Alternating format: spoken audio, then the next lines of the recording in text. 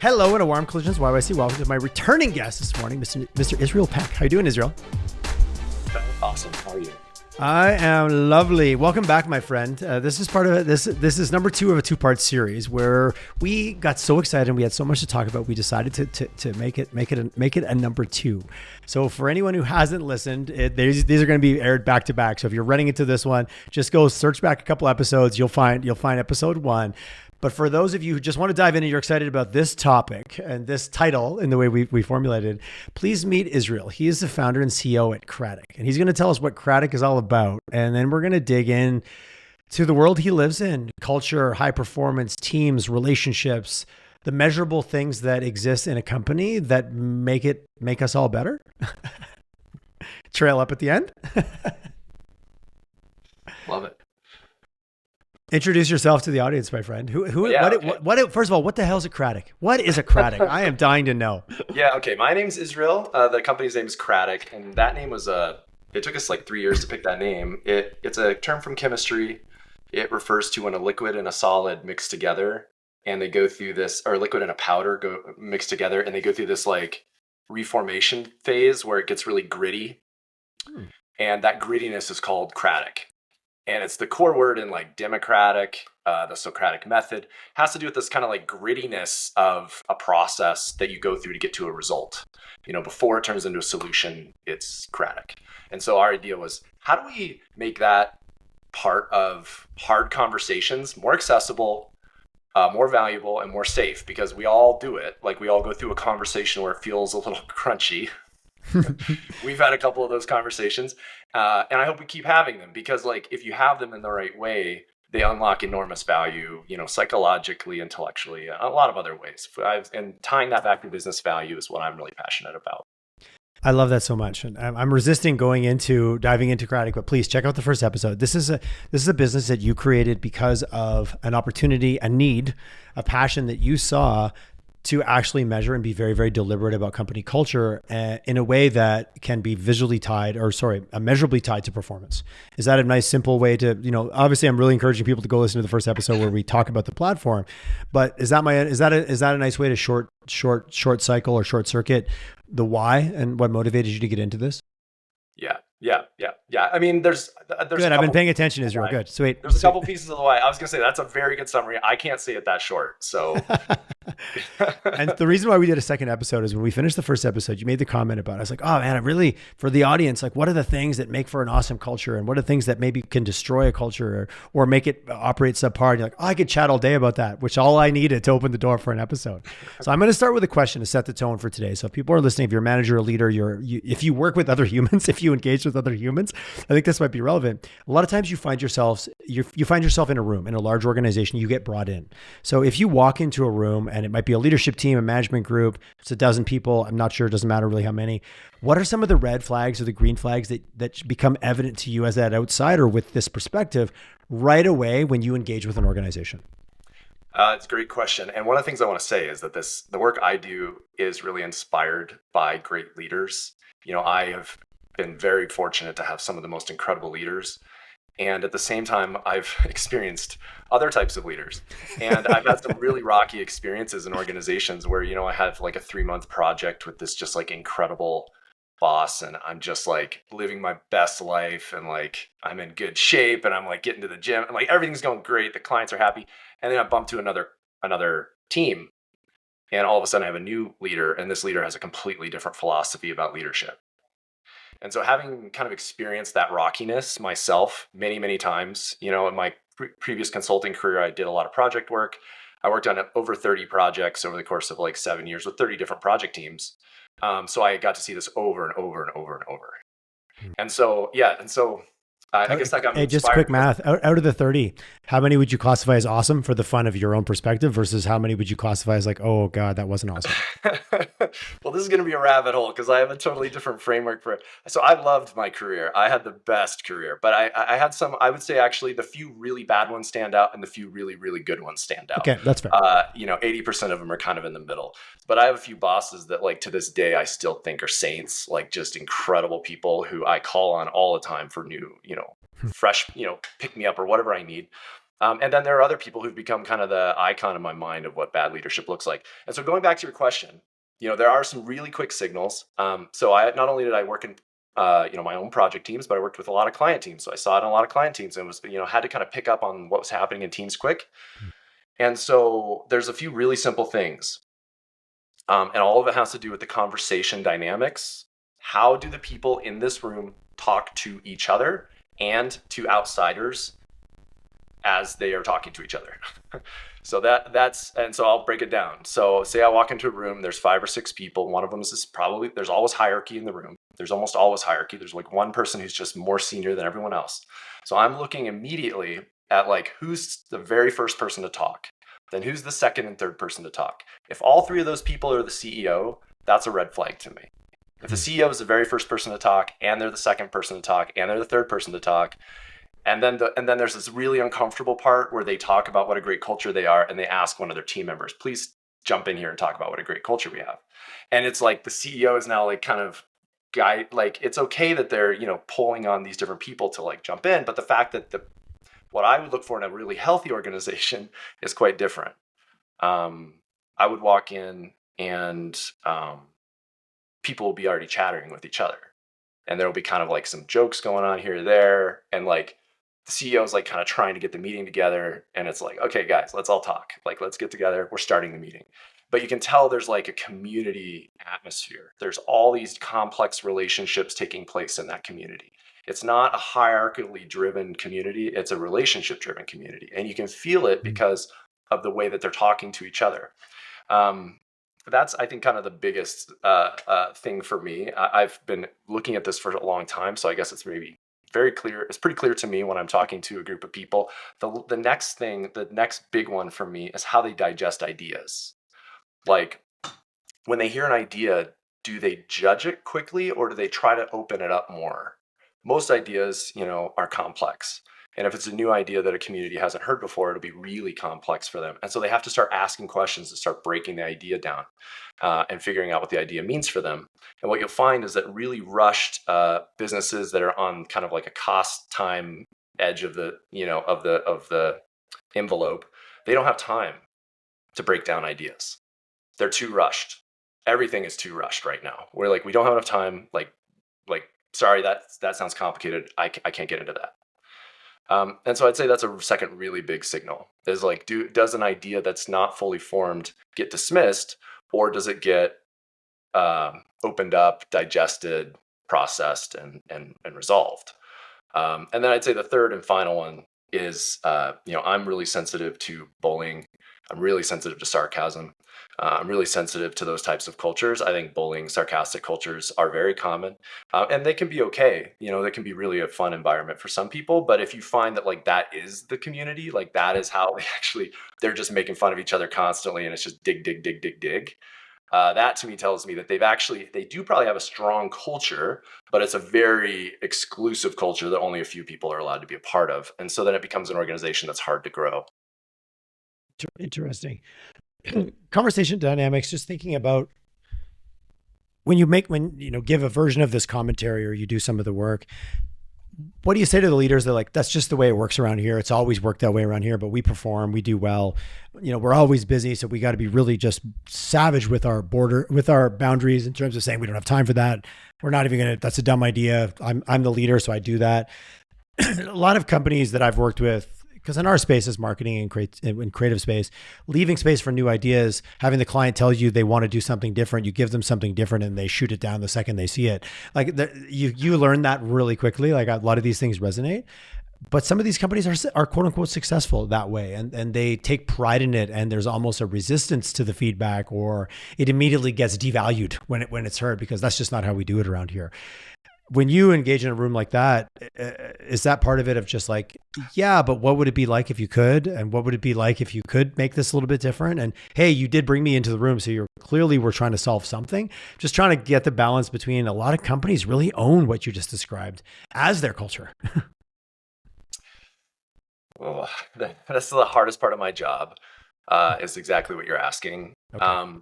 Yeah, there's a lot of teams that, if the light bulb has not come on about culture, about the relationships, about the community need, about that, I think what I actually think is happening though is I think the light bulb has come on at times, and then people tried to do things, but the things that they did not work, or they ended up cringy and backfired, and they weren't Okay. a pleasant experience, and they couldn't demonstrate that there was a measurable impact.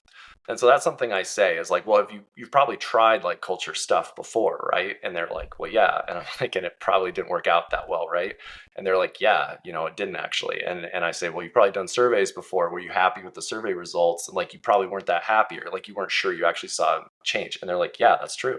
And so it's like I went through all that because so I can really empathize with that side of it. The side that says like, no, there's nothing to it, this is a bunch of bullshit. I don't know. I tell them that, there's some articles there's a lot of research on this, but there's actually a lot more people that I find who are very curious, very interested, but they do have a little bit of a shell. They're a little bit protected, and for good reason. They've seen some, there's a lot of, I don't know what to call it, but there's like a lot of different stuff out there, and a lot of stuff that doesn't work for them. And so that's where I saw that there was actually a huge opportunity here. Some of the sort of the backstory was that I think I maybe mentioned was that I did a large culture transformation with a company where I was one of the leaders, and one of the people who sold it. And I saw the whole thing happen, and I didn't think we were making much of an impact. It wasn't measurable. It wasn't tied back to the business fundamentals. So yeah, you can really end up off in the weeds doing the wrong stuff, and then it ends up as a cringy, uncomfortable mess. And then you as a leader have to do all the painful ugliness of cutting it out of the business. And I've seen leaders do that. They hired a culture manager, and they enabled them, and they put a program together, and they start doing all this stuff. And then a year, 18 months or 2 years, and they start to realize this is not actually moving any needle for us. This is actually not making things better. And then you have to be the person that ends that. Right. And so is that a case of wrong framework, right company, just didn't analyze the right things or get to the right levers? Again, it's so hard. I want to ask the question of like, why do those initiatives fail like that? But that's how long's a piece of string kind of question, right? Yeah. Yeah. I mean, I think it fails. It's simple. I think it fails because there's not a measure that we're trying to achieve. Okay. If there's a clear metric that we're trying to achieve, what ends up happening is they do a culture survey. They pick up about 100 different items. Out of those 100 different items, they group them into like 18 or so themes, and then they pick 3 or 4 of them, and they act on those 3 or 4. Over the end of 3 or 4, what ends up happening is 80% of the people had a priority that they had that was not included in the top. Yeah. Inevitably, the priorities that are not included become the ones that everybody's frustrated about. The ones that they did try to choose become huge projects that are overbuilt and too much work and too expensive. And we don't measure. We're not sure what we're trying to exactly get out of it, except we're going to rerun the same survey again next year and hope that a couple of those things moved. We want to give them kudos for trying, but we want to drive awareness in the fact that the thing you tried might not have been the right set of levers, but your motivation was still coming from the right place to try to find the positive thread in that.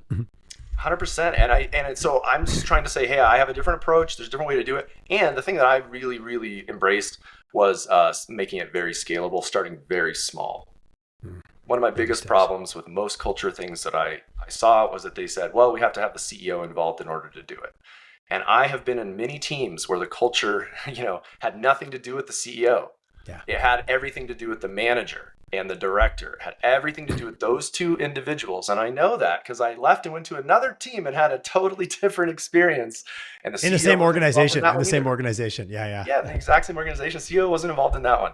So it's not about the CEO. It's about a community. It's about like a 10, 20 person community that you interact with at work.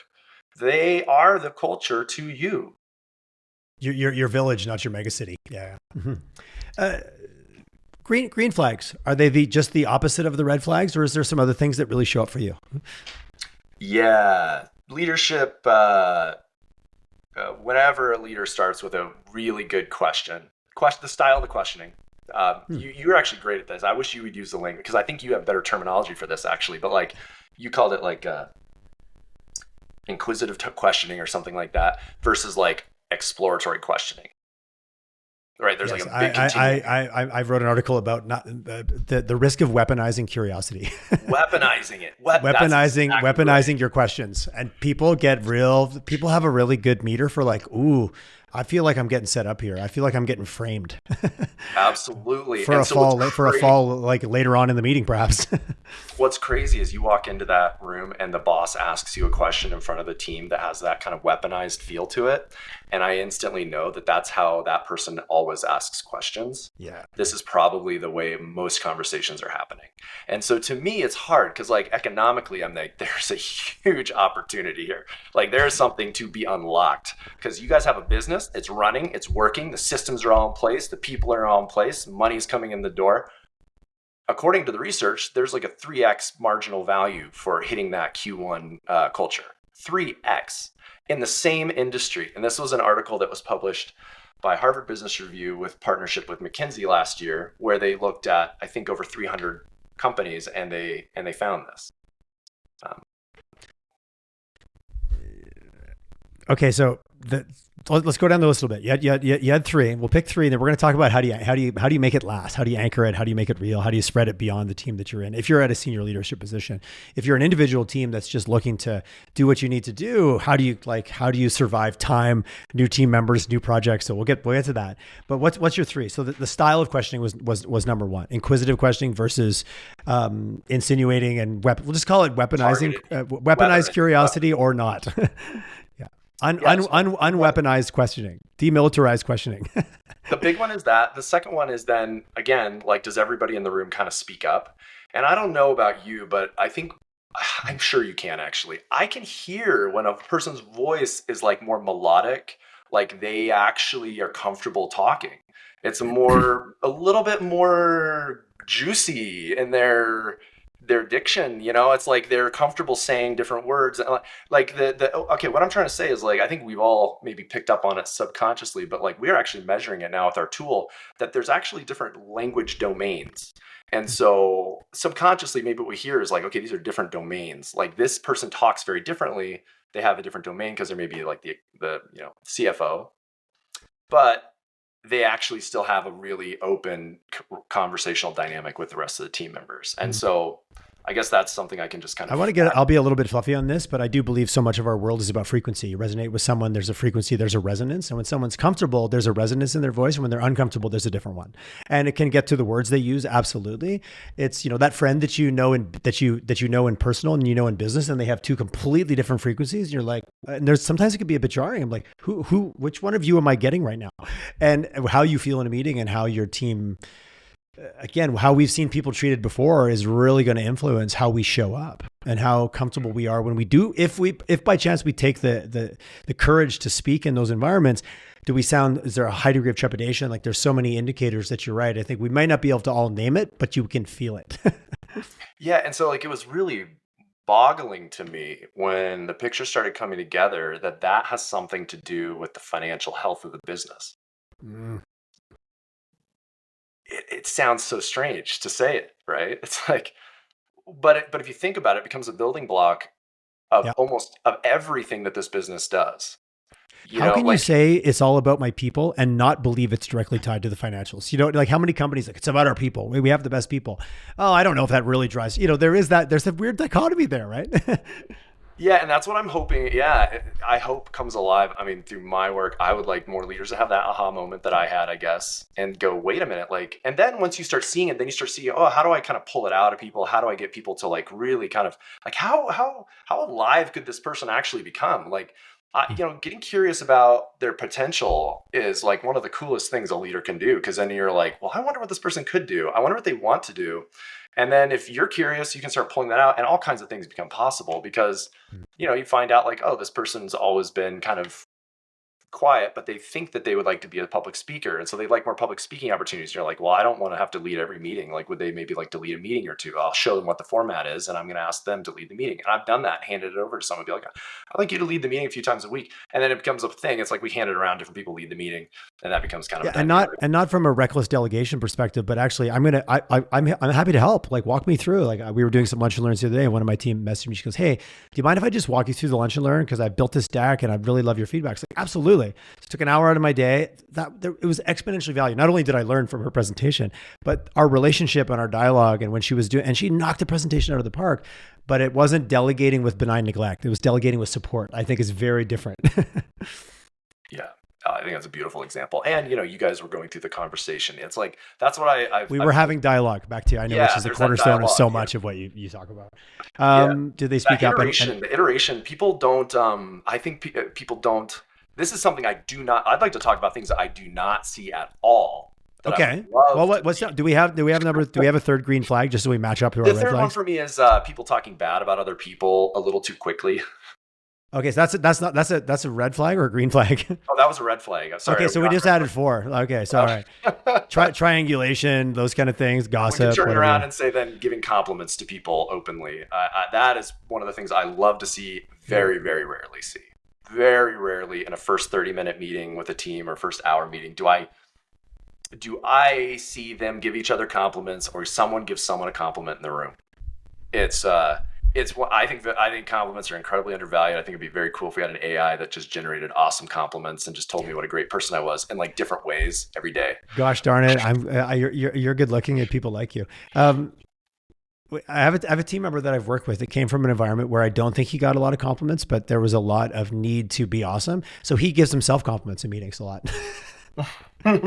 Which does get some funny banter. I'm like, I'm sorry, I didn't realize that you nailed it, but thanks for telling me. It was funny, and we do banter a bit about it. But I think there's also some PTSD from past environments that he might have worked in. That is a very real thing. Very real thing. I believe it, and it comes from the Big Four world. So I think there was a lot of cutthroat behavior. The big companies, it can be, in fact, that's actually part of the reason I'm passionate about this. I find the biggest difference and like biggest disparity in employee experiences is the bigger companies, right? Because you have like different pockets, and those pockets develop deep cultures that become and each leader manager of that pocket then transposes their view of the world on their team, right? Yeah. And to a way that can be awesome or not, depending on and how do you manage it. So things you want to see, but you never see. That's a fun one. I like this list. We're getting some solid lists here. We got 4 red flags. We got 3 green flags, and talk about the man, woman. Holy hell. We need to see more of this, and I'm not seeing it at all. The biggest one is compliments. It's the number one. I would love to see, and even me, I'm an outsider. I come into companies and I'm like, they don't have to, it's not like they have to work with me. Like if people have this weird attachment to a compliment. Like if I give you a compliment now, you have leverage over me. But that's not how compliments work. Back to weaponizing compliments. Yeah, absolutely. Yeah, a compliment is something you give to someone. It's like, hey, you give it away. Absolutely. It's a free gift. Here you go. Have a great day. That's how a compliment works. In my mind, it's like I can tell someone all day long, hey, you look great. I like your shirt. I like your hair. Like I didn't hurt anything, but like I created value actually. And that's what we're finding is like, and it's weird because I always am trying to make it simpler. Like, hey, culture is separate from actually doing your job. I understand that, but you also want them to kind of bleed into each other. Like, you have to build a technique and you have to build a skill for building culture. Then you have to put the culture to work, and you have to actually, and it's like you're gonna have. Because let's be clear, we're talking about this in the context of a work environment. This is your job. Someone's paying you to do something. Yeah. The more at home you can feel, the more yourself you can feel, the more you can live your genius or any of those terms you want to play around with, the better you're going to do your work. So, hey, why wouldn't we as an organization focus on these things, right?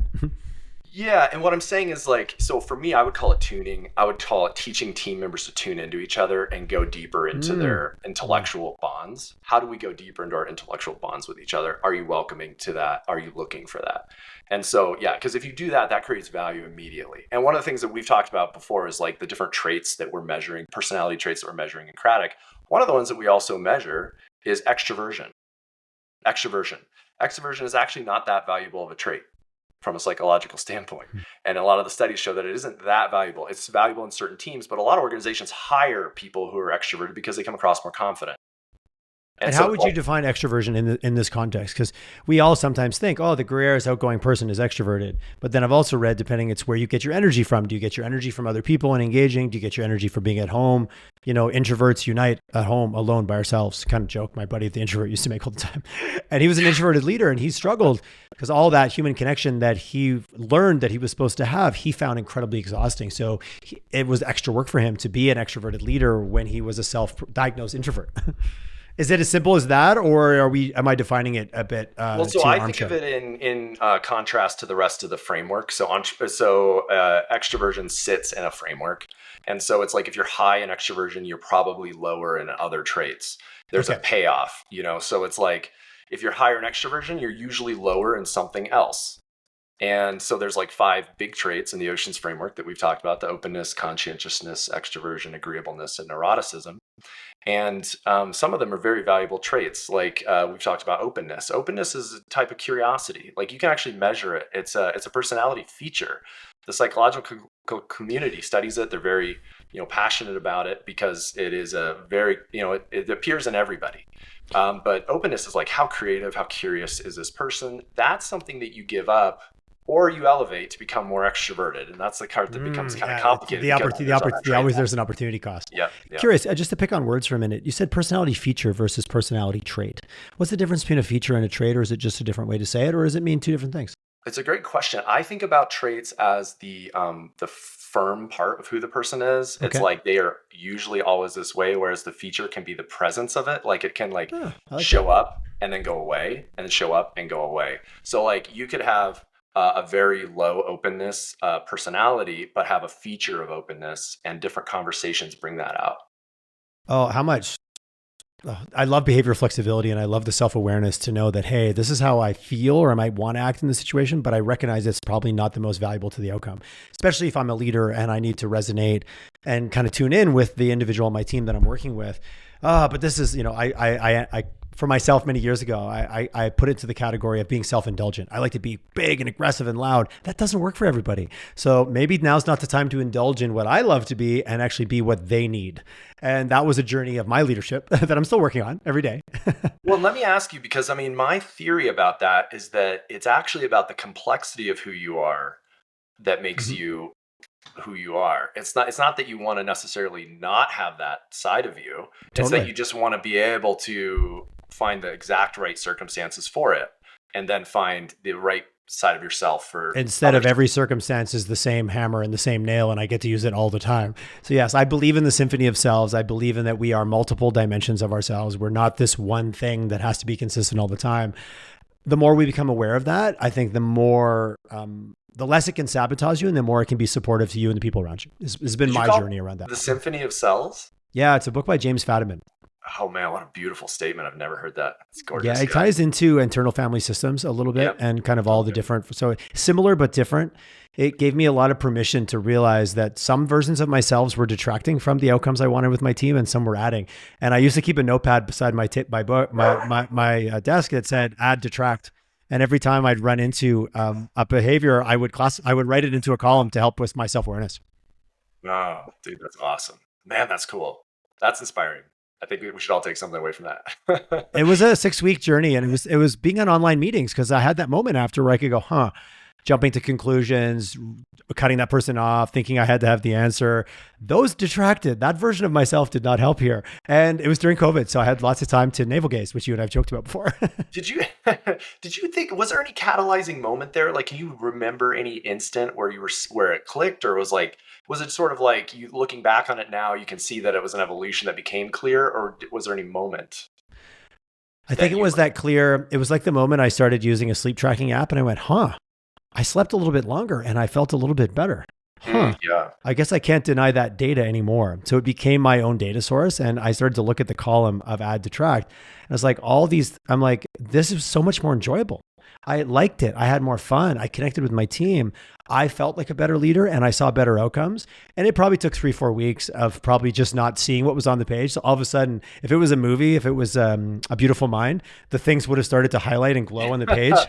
If I'm going to make the movie scene of this thing going on, and sure, I could be played by Russell Crowe. I think I that see sounds like great. the Zach Galifianakis gif. Yeah, I and it's think. like boof, boof, boof, boof, boof. And I'm like, oh wow, this guy's kind of a shitty leader, and this guy, I like this guy. I want to be more of this self, so I'm going to hang out more over here. And it was part of my journey. Also, while I was really exploring about just being curious about self, and then being curious about my team. So it was all part of that. But yeah, I had that do moment where that page started to highlight. It took probably Well, 3-4 weeks. I really want to say something about this, and I hope I don't kind of lose my train of thought, because I think that there's a okay. Hopefully, this is a takeaway I've had to digest. I have to give myself the freedom and the permission to be a different person in different situations, and not feel guilty about being a different person in different circumstances, and not feel that and I'm just saying this as like a permission to anybody who might be hearing this, because I had this locking in my own life where I would think, well, if the last time I had a meeting with this person, I was like in a really good mood, the next time I have to also be in a good mood because I need them to have the same experience with me every time. And then what I started realizing is that I'm changing. My life is changing. I am going through changes. And then that took me to the next step, which was their lives are changing. They are going through things too. They are going through constant change. And then all of a sudden you realize you never actually see the same person twice. They're always evolving. It's like the next meeting, it's actually, this is kind of a new person. Something has happened in the last who knows how long. They've evolved too. That's not, and I think that is exciting. It's a little intimidating too, but it can also, really open up the doors of conversation. If you just approach people with a little bit more like, I'm not going to assume I know who you are. Because we've talked. And in your situation, or like putting yourself in that leadership role, was there a belief you always had to be a certain way in reference to how you saw yourself in the world? Or you made a comment that I thought was interesting. This is how I was with that person last time. So it'll be better for them if I'm the same as I was last time versus, no, I need to be this one version of Israel. And I think that's the Symphony of Selves talks a little bit about, we went from a multi-deity world to a single deity world. And then we said, well, I must be in that image. So therefore I must be the same version of myself all the time, which is not kind of what I heard you say. So I don't want to jam that theory into this conversation. No, okay. You got to say more about that because you just touched on so many ideas. I know, yeah, but I'm like, but people are like, where are these two going now? Well, no, yeah. So what I think I'm hearing is that I think that most people have to choose. They make a decision about how they want to present themselves. They're like, this is how I like to look. This is how I want to feel. This is how I like to put myself together. And this is me presented in the world. Yep. And when it's bobbled and it's a little different, I'm like, okay, I need a shave. I need a haircut. It's like, there's something wrong with me. I need to kind of get back to that idyllic image that I think is who the world wants me to be. Okay. That's fine. I think that's fine. I think it's fine to be like, this is pretty much who I am. But what I'm saying is that there's going to be times where you fall off that. And you suddenly, it's like because what's going to happen is you're going to go into some conversations. They're going to be a little gritty. Something's going to come up. You're going to do or say something that's maybe a little bit uncomfortable. That's the vulnerability and trust piece. You're going to be a little vulnerable about something that's going to build trust. I literally call that Cratic. And I think what's safety that brings you back is that knowledge that like you will always get to choose who you're going to be and who you want to come back to. Having that centerpiece doesn't mean you have to be that person all the time. And having that permission that I can have a bad day and I can tell people I'm having a bad day. This is not going well for me. But then you can, next time you sit down with someone, say, okay, I'd really like to turn this attention around. I've let that go and I really want to focus on you and I want to, focus on this relationship and where we're going next. And I'm just saying that because there are sometimes these like, it's like every once in a while you find yourself off there and you're kind of, and you want to make sure you can get back on track. That's not where we spend all of our time, but it happens. And as leaders, that level, as leaders and as team members and as coworkers and as friends and humans, giving each other permission to do that and being even aware and permitting yourself to do that, there's a lot of self-awareness right up in there that I don't always bump into. The younger version of me, which I guess was yesterday was a younger version of me, wasn't always good at that. And as a leader, it's probably what sabotaged. It's probably what created, like when you talk about some of the red flags, I've been some of those red flags as I was unpacking why they maybe weren't working and which version of myself was trying to prove something or trying to live up to some imaginary story that wasn't real, or imposter syndrome, insecurities, traumas. Now we're going to get into all the things that make us tick, sometimes more loud than others. Yeah, I want to wrap this whole conversation around this idea that what we're trying to do is actually measure this and tie it back to the success of the business. We all interact with lots and lots of people. We have these subconscious psychological systems going on. How do we evolve these things all to support our mission of being better people, having a better world, having better communities, being more profitable in our businesses, delivering more value for everyone that we encounter? And so I think that's kind of like trying to wrap that all together, because these conversations go off in all kinds of different directions. Which is kind of fun, which is the messiness of being human. But what I hear you saying and what I understand from being in organizations, you don't always have the time to go into the full complexity of the nuance and the philosophy of it. What actually can we tie deliberately to performance, and also in a place where people like to be, because one can equal the other. And there's a lot of documentation that shows that team that is acting a certain way, to your point, will have up to a 3 times positive impact on margin. Yeah, and that's that. I mean, that's the target. That's what I think has Yeah. not come alive for people. You know, the $8.8 trillion um, engagement cost that's happening around the globe right now. I'm sure you've heard that number. I consider that our number. Like, I think that is the engagement community, the culture community. That's our target. That's $8.8 trillion of value that's being lost. That's only one way to size it. There's other ways to size it, but that is one sizing. You know, that $8.8 trillion belongs to the world. That's value that the whole world needs. You know, all of those people are delivering output in those businesses, serving customers. That $8.8 trillion of lost profitability represents even more trillions of dollars of value that's being lost in communities. To It's me, powerful. that's a target that we can get. It's about communications, about these communities, and I think just measuring it, finding ways to scale it is the big answer. So if you engage with an organization, give them some feedback through surveys and through some very statistical and data-driven analysis, and you saw 1, 2, 3, and 4 in the red flags, and they said, you know what? We believe you. We're changing it tomorrow. We're doing everything that needs to be done. Does this take years? Does this take months? How quick can a company go, wow, you know what? Israel wasn't full of it. This is actually working. This Cratic platform is getting us where we need to go. You now show up in a meeting and you run into 1, 2s, and 3s of green flags now for a little bit. And maybe even some of the things you want to see that you haven't seen. Is there an ROI timeframe? Because if we're going to get back to data and back to numbers, someone's going to ask you this question. Yep, absolutely. So first of all, we'll do the first results in the first week. So we'll have Okay. a baseline within less than 7 days from when we start. We'll start seeing that baseline move within 6 weeks. And so that'll take about 3 hours of time over the course of 6 weeks. Amazing. Okay. And so that's basically what the goal there is just to demonstrate that the technique we're using is working. It's like, oh, this is actually working. Now let's go. And what I will tell you is that I see the red flags turn to green flags at about the 6-month mark. And then I see Okay. it really light up around the 12-month mark. And what I'm promising to my clients, customers, is that they're going to see this result within the 12 months. So in the annual year, they'll start seeing it show up in their financials. Oh, So wow. this That's is kind of a amazing. leading Okay. indicator to economic value. And that's what I'm saying. You know, the research is demonstrating that the same businesses in the exact same industry that have these top quartile well-being communities, they are 3 times more profitable. They do the exact same activities, but they do them slightly differently because they have different relationships, all the things we've been talking about. You know, this philosophy has kind of distilled into the community, and the people interact with each other in kind of this kind of more warm, embracing, conversational, and engaging way. They build better relationships with customers, so they sell bigger projects. They build better relationships with vendors, so they get better service, they get things done, they develop higher quality products and solutions. They end up making more value at the end of the day, and they capture more of that value for themselves. And the number is 3x, and it's right out of the margin. It's like the profit of the business. And so I'm asking leaders, if you've never even thought about this, have you ever considered where are you on that metric? How do you compare to your peers? That's a huge reality check right there, right? What would 2 or 3x margin on the exact same activities you're currently doing do for you? And I love it. You didn't say revenue. You said margin. Like, let's be really clear what you're talking about here, right? If you didn't sell one more, because how many companies have we all worked at or been involved in? Like, we just need to sell more.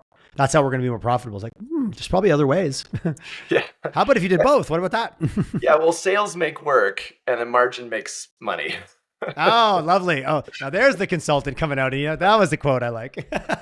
Sales makes work, margin makes money. Yeah. All right. Now we're getting Gordon Gekko on this. All right. Sales makes work, makes money. Yeah, I mean, I worked in angle private equity lens view of businesses, and that's what we're trying to do is create profit. It's sometimes faster to raise the value of a business by just creating more profit, which means you just work on the business. You know, you just reorganize or And we're not talking about just cost cutting. Yeah. Which is another PE strategy, but that's a different podcast for the Israel in the before times. BC, before Cratic. Yes. Yeah, nice. Well done. And are we fundamentally, like, the overarching term, and sort of feels like we're going all the way back to the beginning, is we're tracking well-being. Like, that's actually what we're deliberately measuring. Yeah, so we're taking it up a level. So here's what's happening. You know, the way the money is going out the door, the way the value is being lost on culture is employee turnover, lost sales opportunities, HR complaints, errors and mistakes at work, employees that aren't having the right conversations and solving problems and making the right decisions, so they screw something up. That's where culture costs people money. And we all should know of examples, I think, like the I think it's the Blue Water Horizon example that's been blamed now on culture. It was like these people literally were not having the right conversations to actually recognize how severe the problem was, and then a major global issue. Spatial disaster. Like there's endless yes, breakdowns exactly. of like how culture impacted the outcome. Yeah.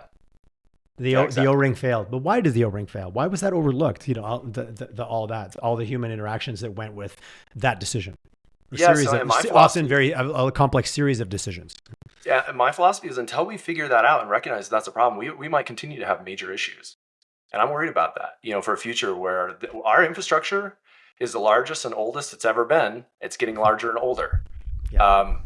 You know, so it's like until we need to have really clear thinking about how we're going to solve things, how we're going to make the next world for the next generation, and that is going to only come from us really, I think, embracing this kind of ideology that we have to really, really get to the right decisions together. I love it. Israel, I love what you're working on. I love what you're doing. I love what you're all about. And more importantly, I'm really excited about the platform and what it can do to really put the measures where the feelings are, and in terms of like, oh yeah, that's the fluffy stuff. What I'm hearing you say is no, it's not actually. It's highly measurable. It's highly impactful, and it's going to move your bottom line. Yeah. And just to wrap up my last thought, all those issues that I mentioned, turnover, workplace mistakes, all those things actually can be measured by a workplace metric, a well-being metric. So yeah, if we start measuring the well-being, all those numbers go in the right direction. We don't even have to measure those numbers. Research has already been done to show that all of them go in the right direction when we just improve. What you're coming in is with, and here's my version of how you can actually do that. Mm-hmm. Yeah. If somebody wants to learn more, obviously LinkedIn, obviously find you online, Cratic.ai. What's the best ways? What are your favorite forms of comms? Yeah, LinkedIn is great. We're Cratic.ai. Is the website. We're launching a lot of new stuff all the time. So we'd love to have more. We'd love to have more conversations. We're continuing to push this technology out there and work on it. So, yeah, thank you so much for having me on again, Tyler. Man, it was my pleasure. Thanks for going down the rabbit hole with me a little bit deeper. I love it. We went farther down the rabbit hole today. We're getting into some uncharted territory. I love it. Maybe awesome. Uncharted for me, familiar ground for you. Well, I felt nervous a couple times during the conversation, so we definitely opened some things up. So that's good. Well, hey, you might even say we're doing the thing. We're actually like we're putting ourselves in environments. Go, wait, what? What did you say? Come on, let's unpack that a little bit more. But you create enough safety. That's where that's the lost art of a good old fashioned conversation in my mind. I think you're exactly right. I think podcasts have become another technique that's doing this. It's about cultural change, maybe on like a global basis, but it's like these conversations, they're doing that process. I completely, people are like, oh, you know, how do you find time? How do you find, I'm like, you find the time because the energy that comes with having conversations like this, and how much better I've been able to get at them going back into my quote unquote real life and borrowing some of these techniques with my staff, with my friends, with my family. It's been a leveling up for me. I just, you and I have joked about this. This gave me an environment to practice in. There was a lot to be said for that. Can I give you one more challenge then? Oh, sure, man. Right on the spot. What's been your coolest, or like, give me some feedback. What's been something that we've talked about here? Is there one thing that stands out that you're like, wow, that was actually unexpected or helpful for me? The unexpectedness, I think, is the actual fervor in which you talk about the 3x on margin. Because I've heard people like, I worked in the fitness industry before, like, oh, if you have healthier workforce, you'll get 7x. And nobody ever really believed it. It wasn't really measurable. There was some intangibility to it. And I was a big advocate of it. And I ran up into many leaders that were like, yeah, it's a great theory, but man, I don't buy into it. But the confidence that I take from listening to you talk about it, especially knowing your background in PE, that 3x is really powerful to me because it fills that gap of like, this is the fluffy stuff. I'm like, no, it is not. So I love that. And it's just something that it didn't surprise me. It just gave me a feeling of empowerment around the topic in general. And I really appreciate that. Oh, beautiful. Thank you, man. That's awesome. All right, my friend. That was a lovely conversation. I look forward to number 3. It's coming. We don't know when, but it's going to come. Sounds good. I'm here for it. Have a good day, my friend. Thank you. Thanks, Tyler.